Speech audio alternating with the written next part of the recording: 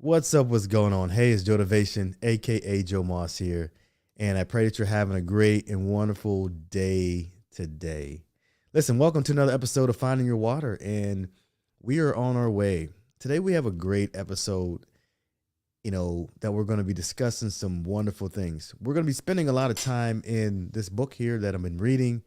It's called Make God Famous: How to Go from Villain to Hero to Beyond Your Best Self, and it's just a remarkable book. Um, just kind of taking a look at the back cover right now. It says, "Have you ever lost your motivation? Struggled trying to find the motivation to get started? Thought that you are destined for more, but never felt encouraged to do so?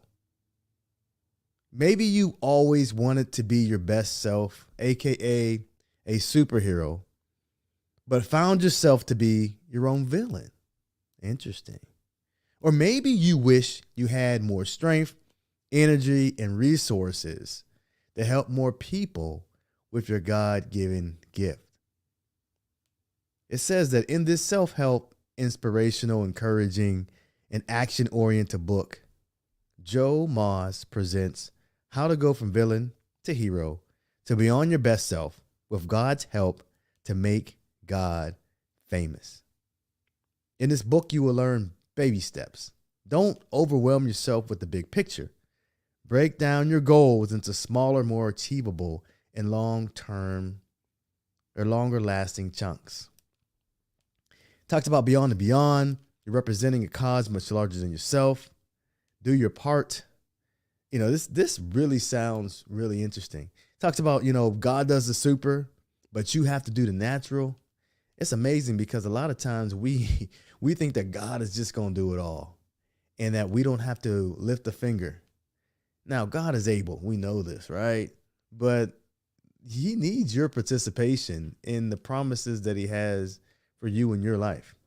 It also talks about how the book is also about the concept called get in line, which says that everyone starts at the back of the line, but you got to get in line in order to be able to reach the front.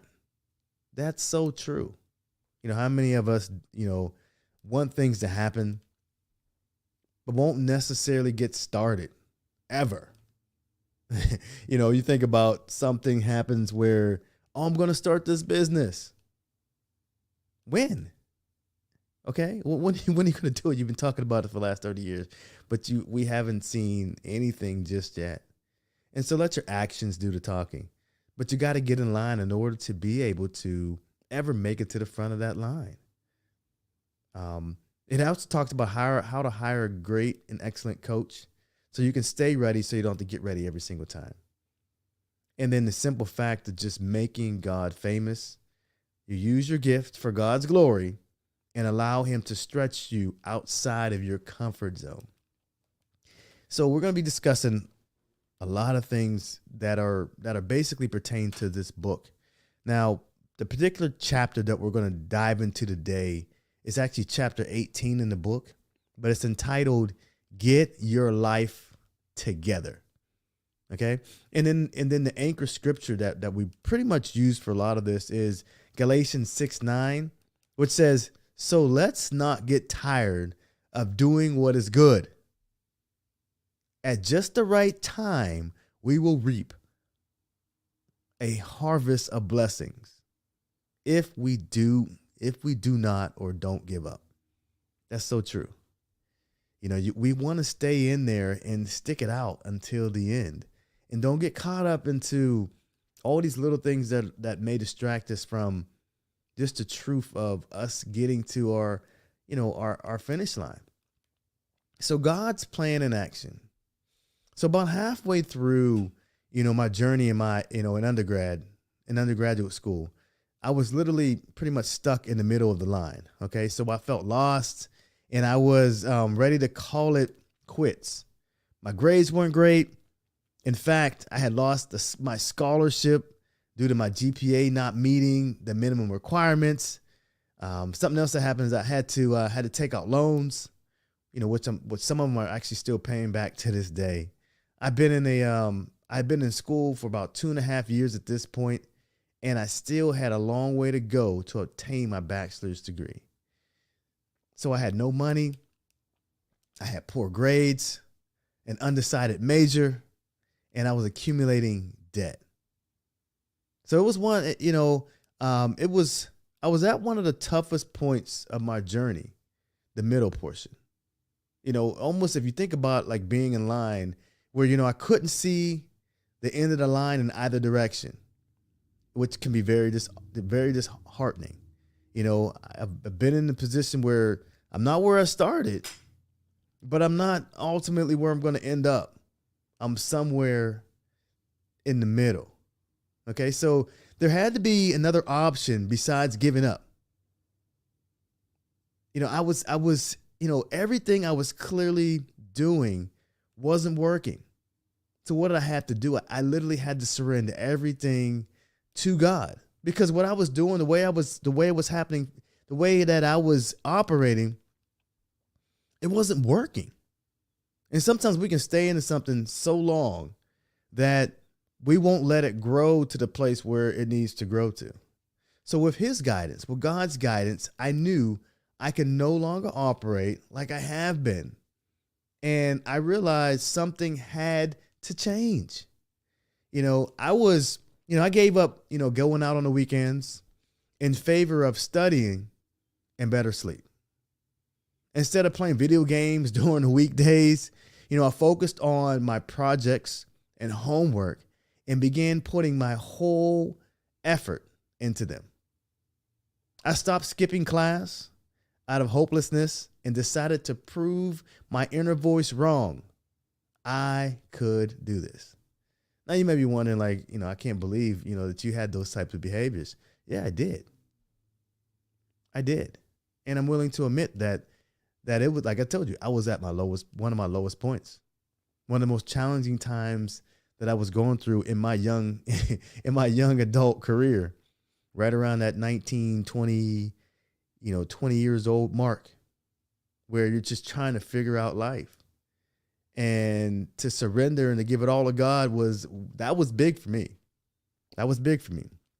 So next, what I did was I submitted to God's will for my life. So I picked a major in communications and a minor in Spanish. I also took and I moved my workouts to the morning, and then I started studying at night. So I'm trying to create this life and just being able to do things better than what I had been before. Because remember, what I was doing was not working. So instead of just staying in that place and just accepting what's going on, I decided to do something different.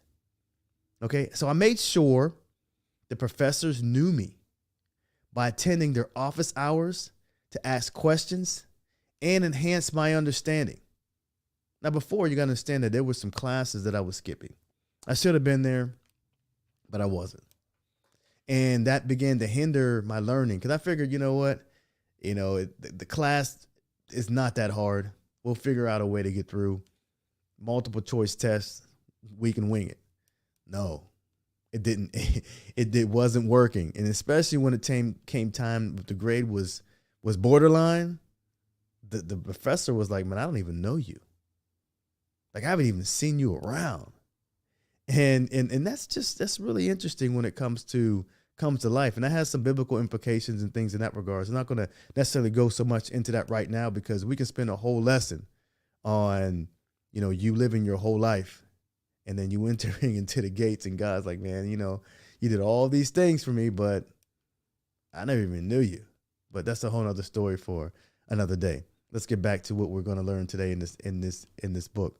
So I started showing up for class, on time and actively participating. Although it was a struggle, I stayed committed to the end. And so my dedication was evident as my grades improved, and eventually I graduated. So it's not about just actively doing things.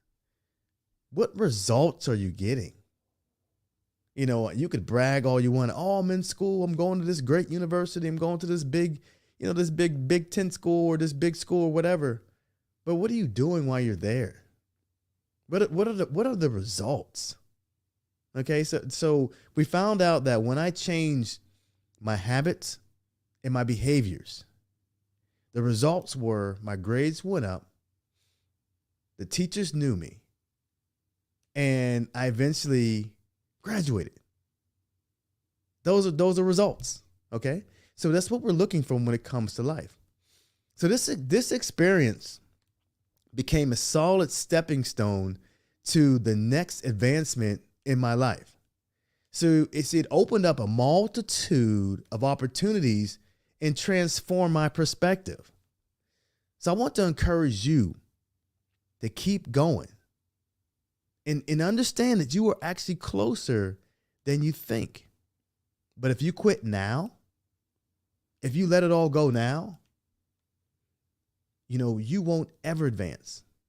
You won't ever get out of that place of being stuck in the middle. So you want to see it through all the way to the end. I promise you, listen to me. I promise you, you will not regret it. Now, you will regret it if you quit. That's okay making changes because we're trying to get those results. But if you quit, we will have no idea what the finish line looks like for you. So being stuck in the middle is a very challenging place to be. And if you ever found yourself stuck in the middle of a line with no end in sight in either direction, you've likely found yourself thinking you've been standing in line long enough already. So life is a line, right? And anything that you want to do in life, you got to get in line for it. And my dad always told me, like, if you stand in line long enough, one day you will be first. And that is one of the philosophies that we grew up on. And he just tell you, he said, listen, son, whatever you want to do, you got to get in line for it. Because one of the toughest things to do is to get started in moving in the direction of accomplishing whatever it is that you set out to accomplish. But you got to get in line for that. I went to school, I went to college, right? I got in line for my degree. Now, it felt like I was stuck in the middle someplace until I began to make adjustments and change my behavior on certain things so that I can actually accomplish the things that I need to accomplish. And that's what happened. So, when does the line end? Might be a question we ask. When will be my turn? It seems like I've been doing this thing forever. When is my turn coming? I understand that you may reach a point where you feel like quitting in frustration.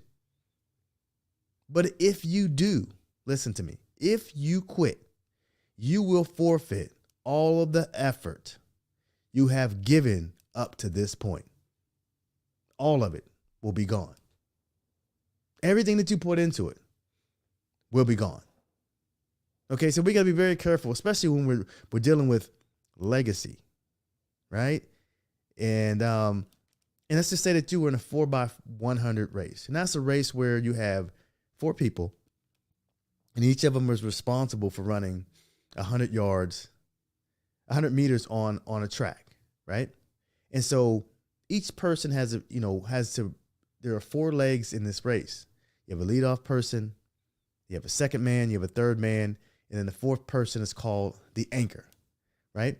And so their job is to actually be able to advance this baton around the track.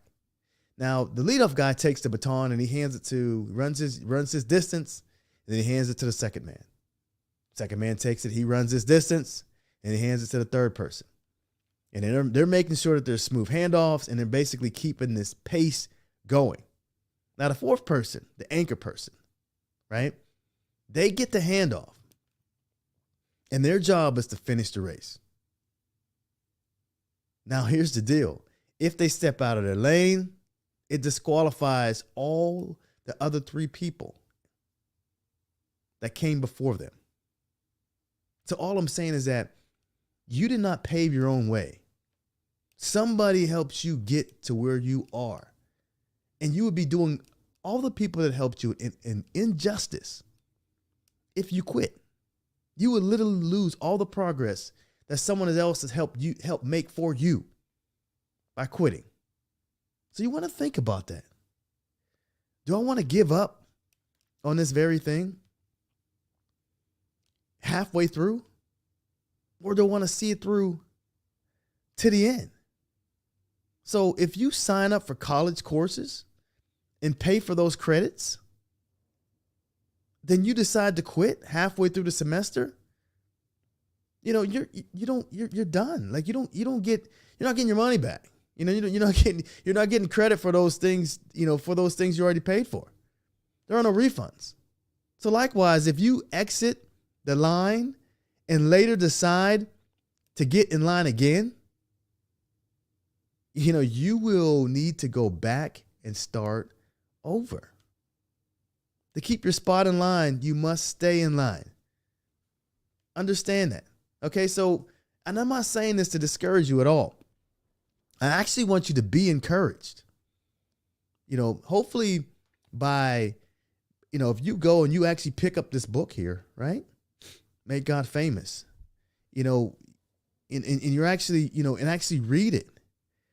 You're actually making the commitment to get in line and become a superhero. Now, if you've taken your time and you go through this book and you complete all the activities that I have in here, you'll be the place where you'll be actively participating in your transformation and making a conscious decision to become the best version of yourself. And if those things are something that you're interested in, I suggest that you pick up a copy on Amazon today if you don't have it already. So you have to move forward from the back of the line, right? All the way, to the front. So although, we're in this process and we haven't reached the front of the line yet, being in the middle of the line means you have invested time and energy into the journey.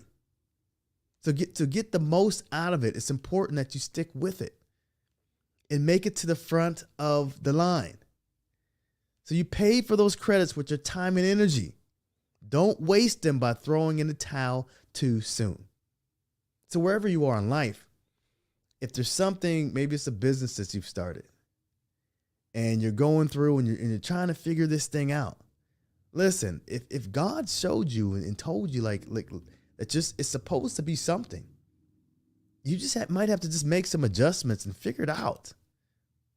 Go to take your questions, your answers to God in prayer and ask him to show you like whether or not you're headed in the right direction as far as the things you should be doing right here and right now.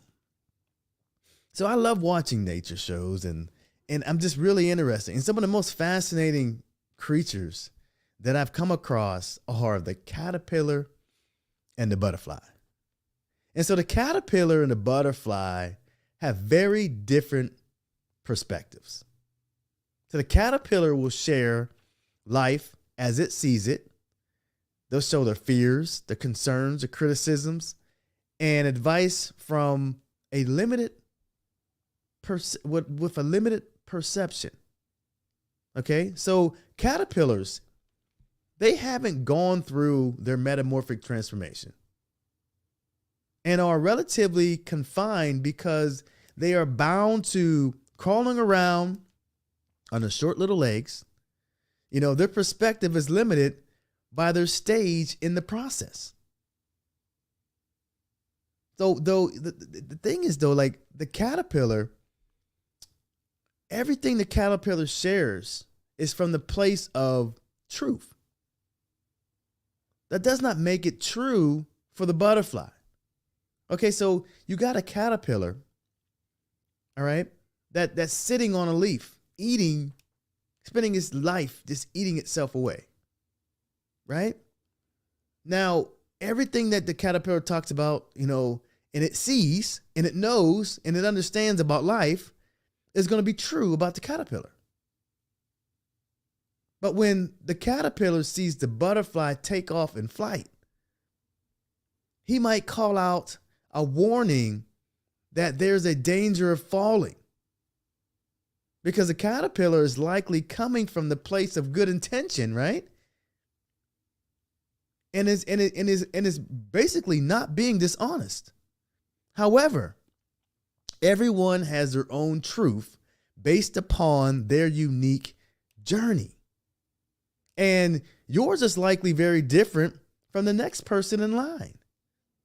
So don't allow others to steer you on your journey.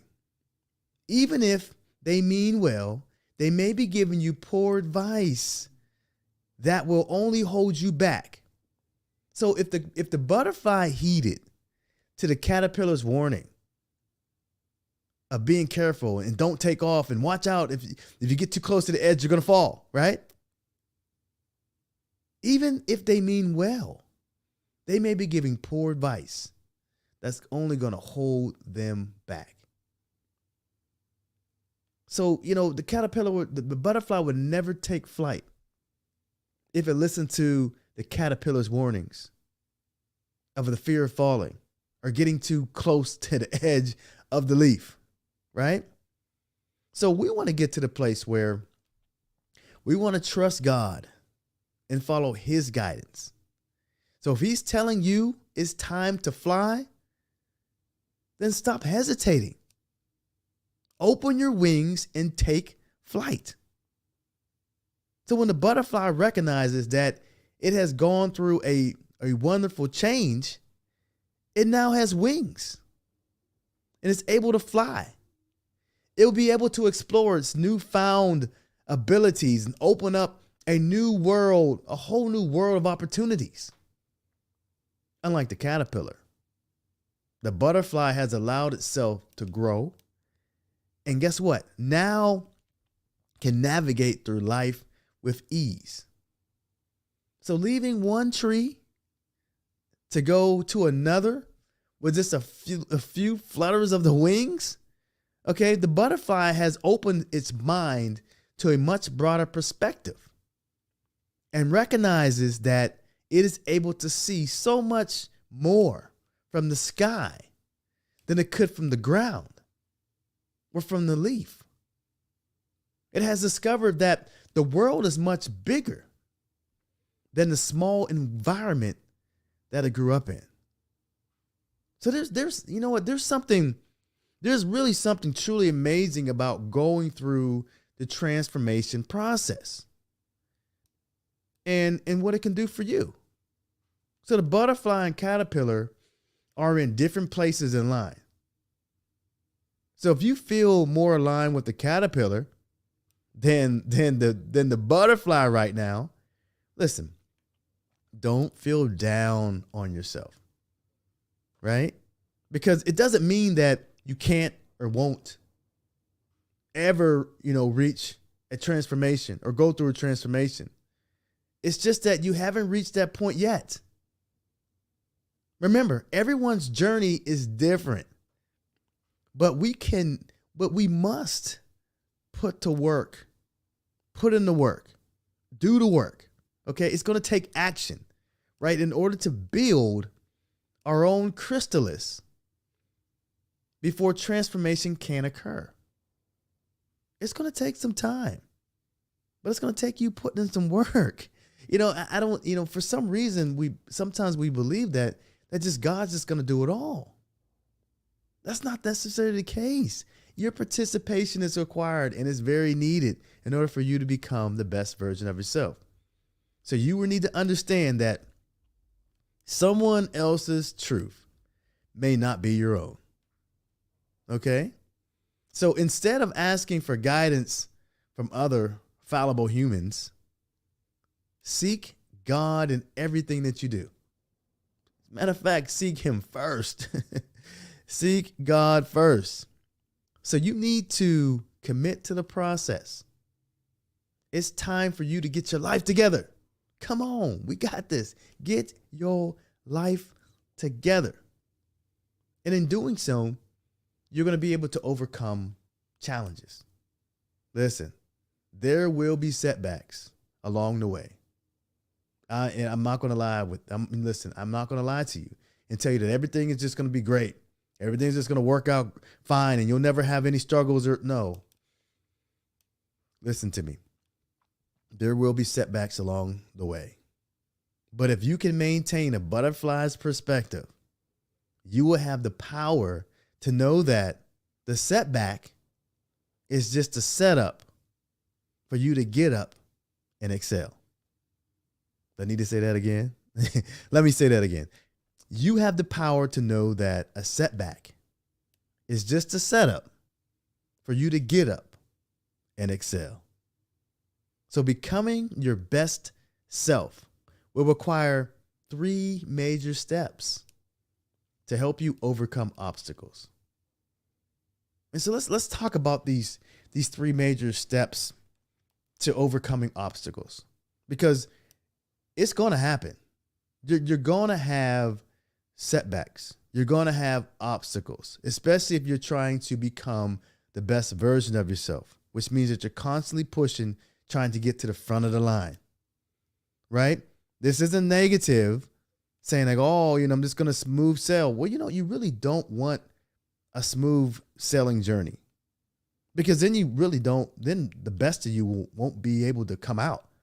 When you're working out in the gym or at home or whatever with weights and resistance, you want to set the force that's against you to a place where it makes you work.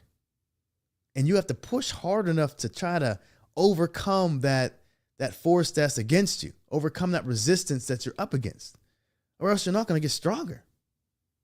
Right? I mean, so just see the obstacles as something that they're in your way, but they're also designed for your overall growth and development. So let's look at 3 ways that we can overcome obstacles.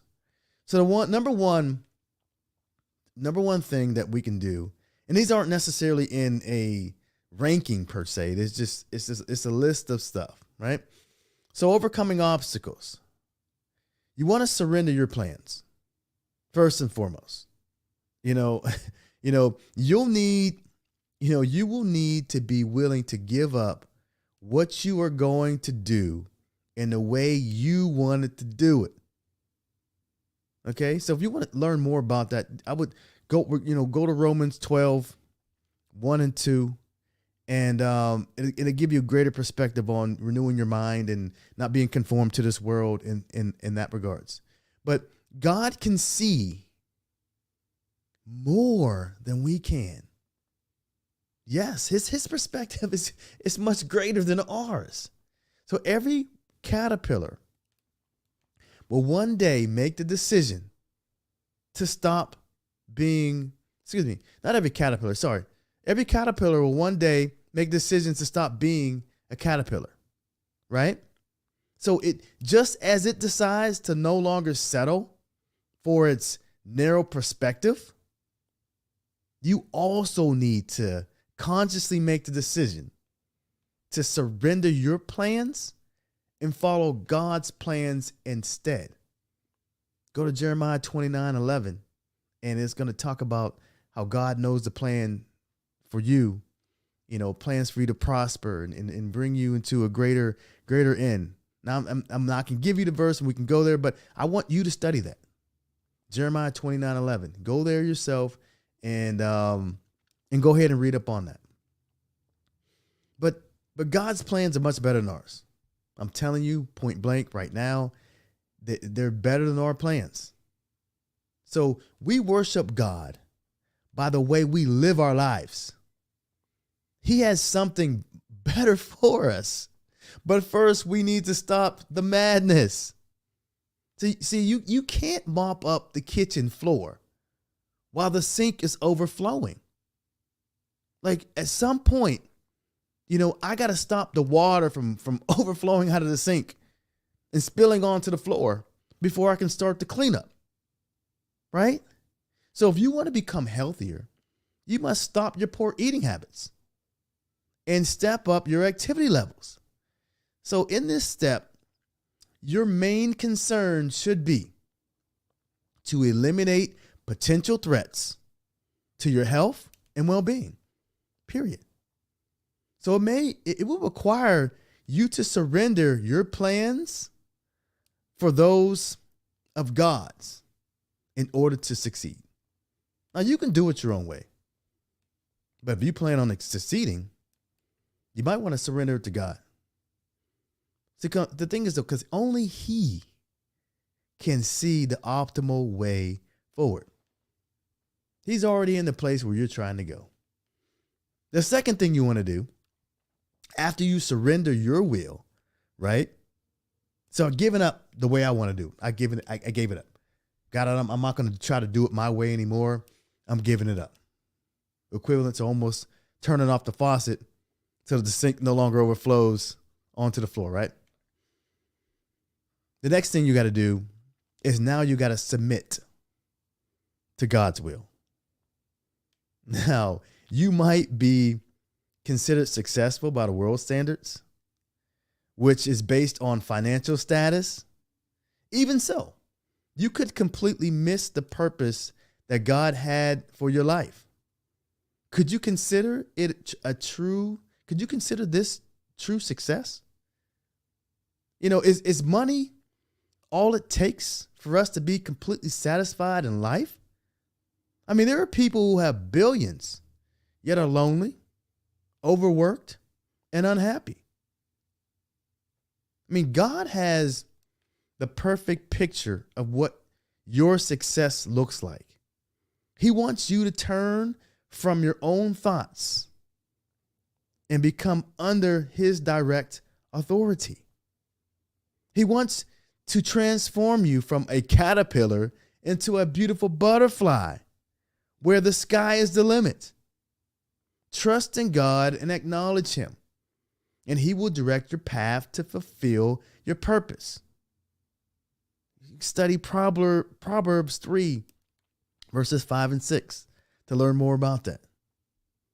The third thing you want to do is you want to commit to God's plan. So we surrendered our plan. We submitted to God's will. And the next thing, we got to commit to God's plan. So there was a farmer, and he saw a butterfly fighting to break out of its cocoon. So what happens is that the farmer decided to help it by cutting the cocoon away with a pair of scissors. As a result, the butterfly escaped with ease, but died soon afterwards. What the farmer didn't realize was that the butterfly needed to overcome that struggle by itself in order to survive this world in its new form. You see, every time that butterfly pushes its wings up against that cocoon, it pumps the necessary fluids to build up the strength necessary to fly. So if it doesn't do that, it's not going to have the strength to be able to fly on its own and be able to survive and thrive the way it needs to.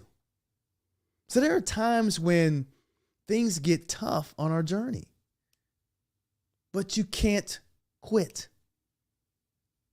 You must complete the mission and see it all the way through in order to build up your strength for the next one.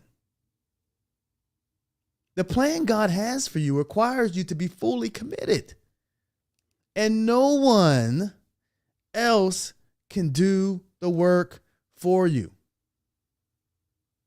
The farmer tried to help the butterfly and really caused more harm than good. So, yes, challenges are going to arrive, but you must keep fighting. Go visit 2 Timothy chapter 4, verse 7. Understand the struggle will strengthen you and prepare you for the next challenge.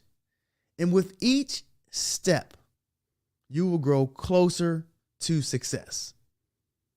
There's no turning back. The only way through is forward. That's the only way. So I'm asking you to commit to God's plan. and you will soon see the multitude of benefits that arise out of your struggles. So this process, listen, is not going to happen overnight. It could take months or even years. But if you follow these 3 steps, listen to me, you won't ever quit, because you will see progress every step of the way. Surrender your will by giving up your plans. Submit to the will of God, knowing that He has a better plan, and make the commitment to see the plan all the way through to the end. As long as you listen and do your part, God will guide you every step of the way. Go visit Psalms 37 verses 23 to kind of help back that up. I'm telling you, God has some great plans in store for you, but you're going to have to make the commitment and go through the process. Surrender is going to be part of that.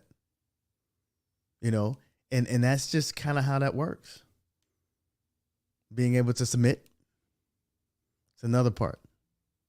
And then commit to the plan that God has for you. Listen, I know it's a lot of pressure. But listen, pressure creates diamonds.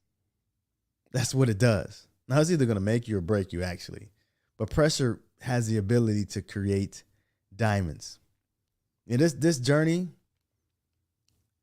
it will be tough. I have not been denying that one bit. Listen, it's a challenging journey, but you know what? I know that people often try to avoid pressure by taking the path of least resistance. But that won't gain us any progress or growth. Like the butterfly struggle, remember? To break out of its cocoon, the difficult times will build you up for greater things. So my favorite superhero, David, voluntarily put himself in a pressurized situation, and he came out shining like a superhero and equipped to reign as the king of the Israelites. Listen, it may not feel comfortable at first, but pressure is the very element needed to help you become your best self. You need pressure.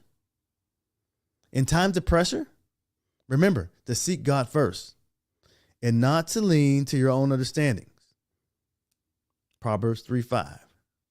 Even in the midst of having a coach, a teacher, a pastor, mentor, and or a guru, right? You will need to seek God first and foremost for guidance.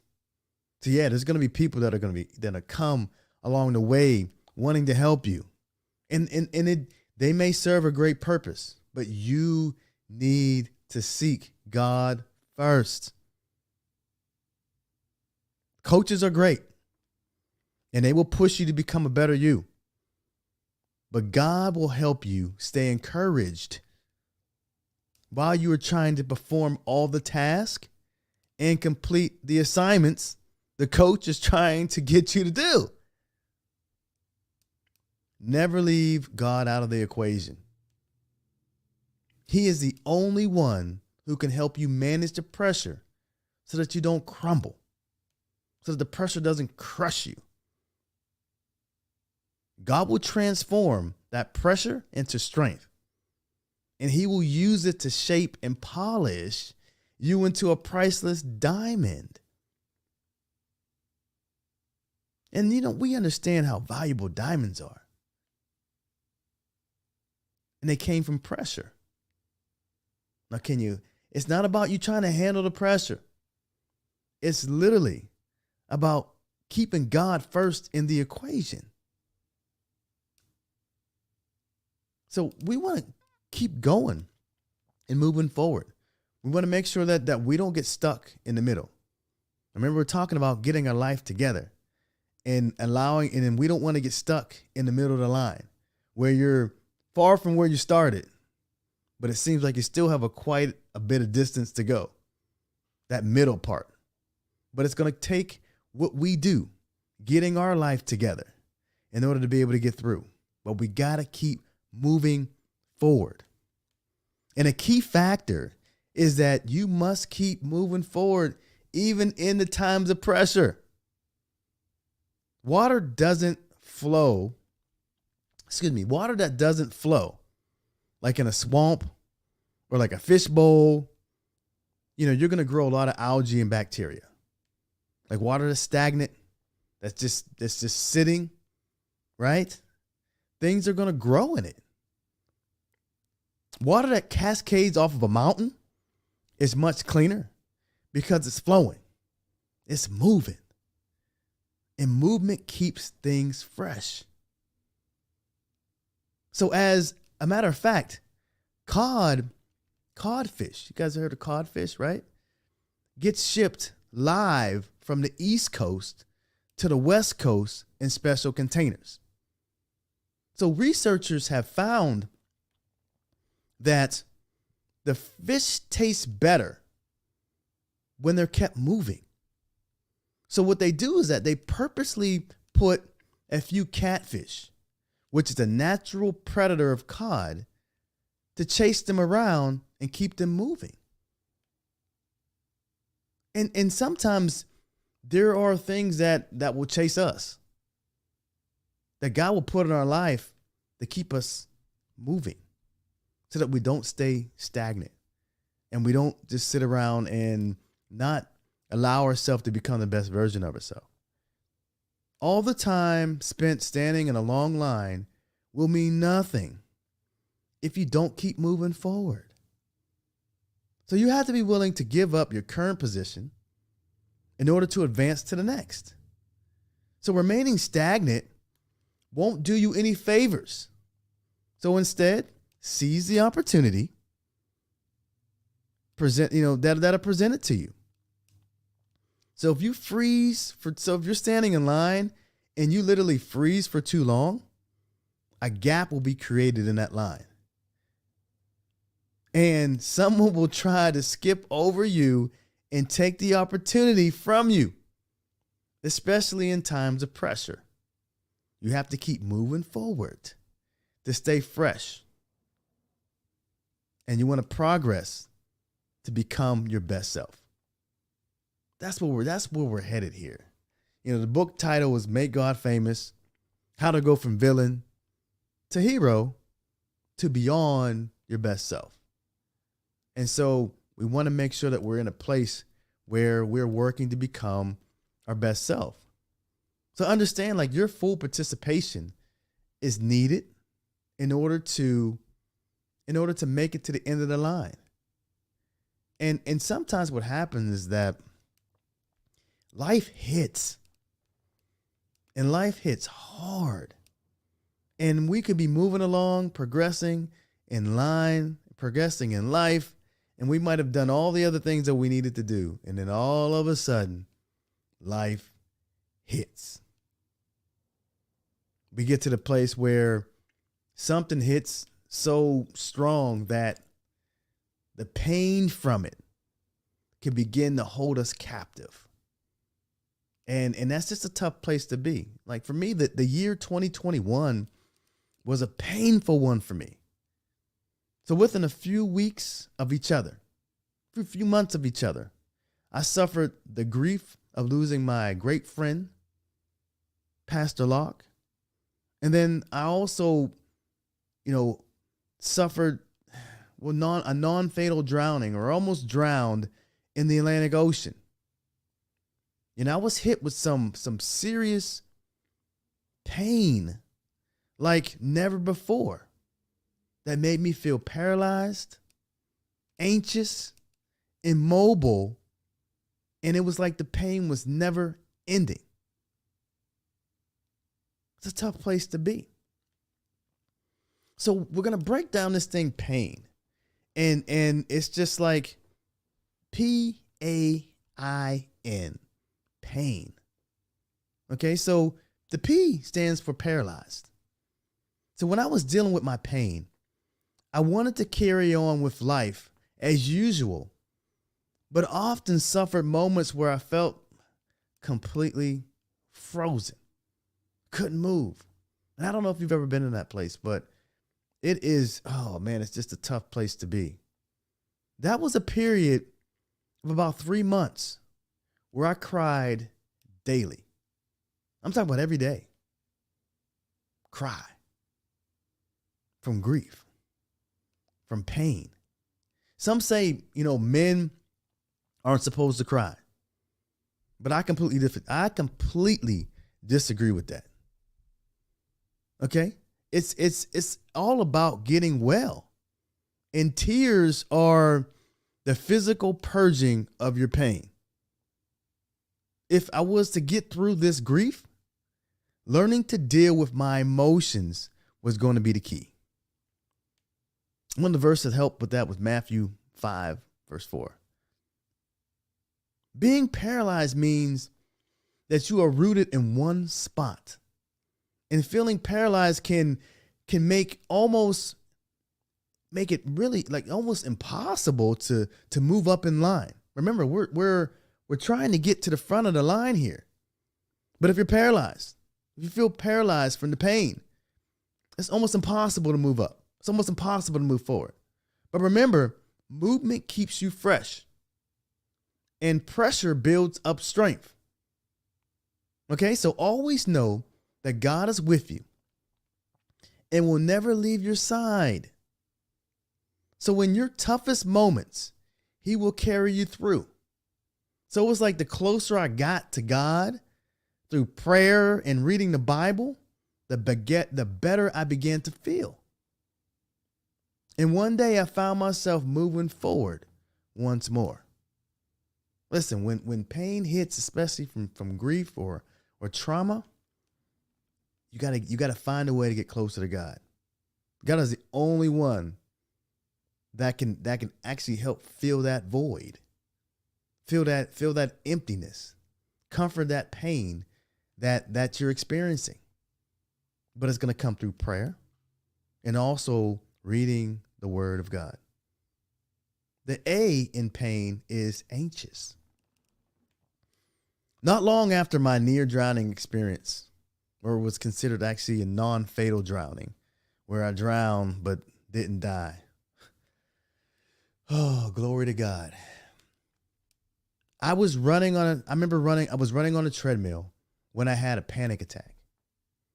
It became so great that I had to get off and stop altogether. My breathing became rapid, and it took me right back to the rescue vehicle when I could hardly breathe, even when I was hooked up to oxygen. So that story goes, and I'm not going to get into a whole lot of detail with that right now. But after I was rescued out of the Atlantic Ocean after drowning, they were trying to get my vitals back in place, and my breathing was just all over the place. And even with the oxygen on, I had never been that place where my heart rate was so high, my saturation of oxygen was so low, and my breathing rate was just out of control. And so getting on the treadmill took me back to that place. And I just began to have like this kind of like panic attack. And I'm just like, okay, this isn't going to be, we can't, this isn't, Lord God, help me. So my breathing became rapid, and it took me right back to the rescue vehicle when I could hardly breathe, even when hooked up to oxygen. These moments began to affect my training. So I would fear having another attack while working out. So I stalled instead. It began to affect my confidence as I lived in the fear of the unknown. I knew that this wasn't me. This is not who I am. But I was uncertain what the next step was. So I began to pray and share my concerns with God. And he used the Bible to remind me. For God has not given us the spirit of fear and timidity, but of power, love, and self-discipline. And you can find that in 2 Timothy 1 verses 7. So once again, God helped me through. His word gave me the courage I needed to push through the fear. And it soon became clear what I needed to do. I adapted by reducing the intensity of my exercise routine, and slowly I gained my confidence back and got the panic attacks under control. Seek God first. Let him guide you. If you're experiencing any anxiousness or anything that's sending you into a panic, if you're suffering from these feelings, you can regain control by remembering that those feelings are merely the devil whispering lies in your ears. We have nothing to gain from worrying and everything to gain from trusting in God. Go read Luke 12, verses 25 through 31, and you'll be able to find out more about that. The I in pain is immobile. So immediately after a loss, we are typically surrounded and comforted by people and friends. After the funeral, there are less and less people around. And suddenly you find yourself alone in the quiet and forced to face the reality that your loved one is truly gone. To avoid this, many people will keep busy to distract their minds from their loss. No matter how busy you make yourself, eventually the silence will come. Maybe it's when you go to pick up a phone and call your friend, only to remember they're not going to answer. They're not even here anymore to be able to answer that call. Maybe it's when you go to your usual meetup spot with your friend and see an empty chair, expecting them to show up, but they never will because they're gone. Or maybe it's when you return home at the end of the day to an empty house. The person that you shared so many weeks and months and days and years with is no longer available, no longer lives with you because they're gone. Whatever or wherever it is, this is the moment where everything hits. During this phase, you will find yourself momentarily immobile. You can't make yourself move, and no one else can make you move either. In moments like these, you need to pray. You need some rest and wait for God to guide you. You're fragile and you need time to heal. It's okay. Listen to me. It's okay. It's healthy. You can even take a minute to grieve. Just make sure you are not motionless too long. Your loved one would want you to laugh and love and experience life. You put your hope in God and watch for the path he will present to you. I'm telling you, God is amazing, but you got to participate in the promise, and you got to participate in the things that he's calling for you to do. He'll walk you through the process. He'll get you through to the finish line. He'll get you through to the front of the line. But you got to trust him. You got to trust him. In the end, in pain, is never ending. In Rocky 5, Rocky tells his son, the world ain't all sunshines and rainbows. It's a very mean and nasty place. He said, and I don't care how tough you are. It will beat you to your knees and keep you there permanently if you let it. So you, me, or nobody is going to hit as hard as life. But it ain't about how hard you get hit. It's about how hard you get hit and keep moving forward. How much you can take and keep moving forward. That's how winning is done. How much can you take and keep moving forward? Because nothing is going to hit as hard as life hits. But you got to keep moving forward. So if you want to win, you got to keep moving. So in times of trauma or loss, you may find yourself wondering, how long will I have to endure this pain? I mean, you listen to me. You will be more than ready for it all to end from the moment it first hits. Although better days are ahead, it may be difficult to recognize that in the midst of your troubles. When you're smack dab in the middle,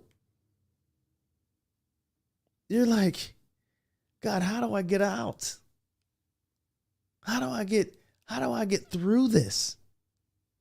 Listen, don't let it keep you down. Prove your strength by getting up and moving forward, no matter how hard life hits. Get up and keep moving forward. Now listen, I understand it might be hard. I get it. But when you can't see the light at the end of the tunnel, you will need to remain faithful and keep walking one step at a time. No matter how great or small your troubles are, they are only temporary. 2 Corinthians 4, verses 17 through 18. Read more about it. Listen, I'm a living witness that pain won't last forever. So keep your hope alive. Stay encouraged. Keep praying and continue trusting God because He will never let you down. Go study Joshua 1:5. Some of us are in so much pain that we have trouble assessing God's power. You might find yourself on a roller coaster of emotions. Up and down. Feeling great one day, feeling down another day. Roller coaster. Up and down. One moment you're up, next moment you're down. Unfulfilled expectations can lead to frustrations. But be wary of making major decisions in the valley of frustration. So if you are having a rough day, you're having an unbearable moment, that is not the time to be making major decisions. Decisions are best made from the peak of the mountain, not the valley of frustration. Like the butterfly, you have a better view from the top. So hang in there. Come on. We got this. Hang in there. You may have been hit hard, but if you keep moving forward, you are already on your way to the peak.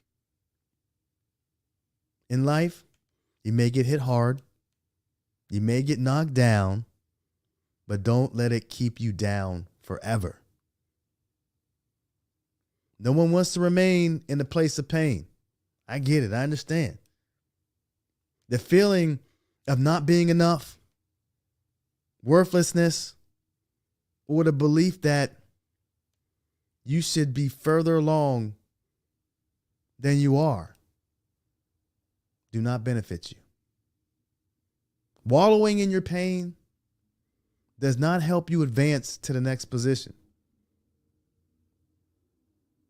Let go and release your current position in order to grab on to what's next. I mean, the journey to the betterment is tough. It is. And life is even tougher. When you experience pain along the way, it's okay to take a moment to catch your breath. Just be sure not to let it hold you prisoner for too long. Your pain will not let you go unless you let it go first. Your pain will not let you go until you let it go first. You have to go through it to get through it. So stand up and get back in the ring. It's time to win your day. I understand that things get tough and things get difficult, but it is time to win. After you make it through this process, it's time to win. Listen, in 2019, I was selected to participate as a speaker in the TEDx Youngstown event. And TEDx is big, right? These events have live speakers who share and spread new inspirational ideas to ignite conversations. They always have a theme, and that year it was what's next. Okay? So at first, I hadn't planned on even auditioning, right? But I had a client who kept encouraging me to go for it. They would come in like, listen, Joe, you should really think about auditioning for this TED Talk. And we would go back and forth. And, and I was just like, well, so what I did was I decided to take the leap of faith and turn in my audition video right before the deadline. I mean, I think the day before, even the day of, I think the deadline, I actually turned my video in. So I was accepted, but I felt a little overwhelmed when I learned that we only had 5 months to prepare. So this event was set up to take place on September 8th, 2019, at which I was supposed to stand on the red circle, the circular piece of carpet where the speaker stands as they deliver their 12-minute speech. When I started the journey, I felt excited. I mean, I was pumped up. I was telling people about, like, listen, I'm going to give a TED Talk, yada, yada, yada. And so I felt super encouraged. I was excited, right? I was so honored to have the opportunity to do a TED Talk. But then I started having one-on-one meetings with my speaking strategist and coach. After my core idea was rejected several times, I missed my first deadline and fell behind schedule by an entire month. While everyone else was turning in their second draft, I had just finished my first and began to feel pretty discouraged. I felt the pressure was building up. I only had 2 months left to finish the content for my speech before the final month, which was dedicated solely for performances and delivery. We had we had some speech coaches that told us how to inflection in our voice and the warmth and all those types of things. It was a pretty cool experience. I had to make a decision. I can either let the pressure push me under, or I could allow it to polish me into a diamond. I thought about all the people I would have let down and disappoint if I quit. Because I'm telling you, this was tough. Here I was, an avid encourager who let disappointment or disencouragement creep in. I thought, well, who is going to encourage the encourager? The pressure became so great that I did end up giving up. I gave up. I'm sorry, y'all. I gave up. That is, I gave it up to God. Oh, yeah, I wasn't quitting. I gave up, but I gave it up to God. There was no way that he would allow me to come this far only to leave me. So what I was thinking, so what was I thinking? I don't understand. I mean, what was I thinking? I asked myself that question over and over again. What was I thinking? Trying to do this thing on my own. I realized that I had to rely more on God and less on my speaker strategist, coach, and even myself. And you know, and in Philippians 4:13 became my daily adage. I can do all things through Christ who strengthens me. I stopped worrying about deadlines, what I hadn't accomplished, and started focusing on how much I had gotten done. I prayed constantly. I'm telling you, constantly prayed, seeking direction from God to get an understanding on what to do next. I changed my attitude and began to practice more gratitude. This allowed me to experience a peace from God that exceeded my understanding. That Psalms 29:11 peace. With God by my side, my encouragement and confidence were coming in strong again. From that moment on, God accelerated my pace. Like I told you, I was behind. And God literally took the pace and had me moving at speeds that I didn't even understand. I made up for lost time with less stress because God empowered me. And I nailed my speech. To God be the glory. God has placed great potential within you. But in order to be victorious in this season that you're in, you must have a strategy. And God has to play a major part in it. Keep him in all your thoughts. Include him in all your plans. Obtain his favor and strive to be great in the eyes of God. Listen, put your game plan together. God already gave you the vision. Now move on it. Be the champion you were created to be. Go fight and win your day. Win your day. So we're just at a place now where it's time to get our life together. It's time to do all the things that we need to do in order for us to become better versions of ourselves. It's time to make God famous. I believe in you. Now it's time for you to believe in yourself. Now, we covered a lot today. Talked about a lot of things. We talked about surrendering your will. We talked about, submitting to God's will. We talked about, committing to God's plan. And all those things are necessary. We talked about pain and how to get over the various areas that may be holding you back a little bit. But then one of the major things that I want you to understand is that all of this takes you putting God first, and it's going to take you listening to God's plan for your life.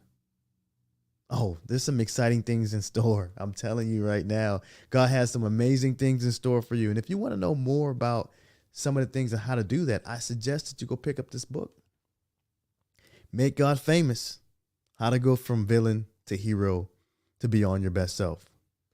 So we just wanted to cover quickly the chapter on get your life together, and just understand that God knows your plans, and you got to stick with him. So until next time, I want to encourage you to be the best you in everything you do, every day, and in every way. Much love to you. Until we meet again, I will see you later. All right. Peace. Joe Devation, a.k.a. Joe Moss. I'm out.